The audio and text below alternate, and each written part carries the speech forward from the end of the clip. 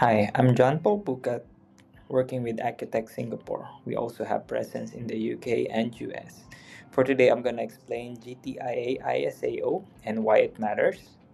Alright, I'll switch to Tagalog, which is my native language, for a quick straight to the point walkthrough.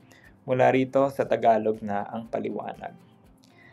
Ano ang GTIA ISAO? Ang GTIA ISAO ay isa sa mga pinagkakatiwalaang komunidad na kung saan ang mga MSPs at IT providers ay nagbabahagi ng real-time cyber threat intelligence kagaya na lamang ng mga IOCs, TTPs at best practices para mapabilis ang responde. Paano namin ito ginagamit?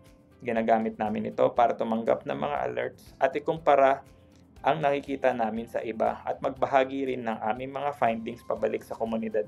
Layunin nito na makapagbigay ng mas maagang babala at mas mapaikli ang potential na downtime.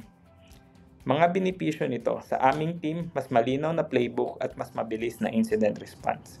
Sa kliyente naman ay kaunting abala, mas mababang panganib at mas mataas ang tiwala dahil binubuo kami kasama ng GTIA. Kung gusto nyong i-integrate ang Intel na ito sa operations nyo, maaari lamang kayo makipag-coordina sa GTIA.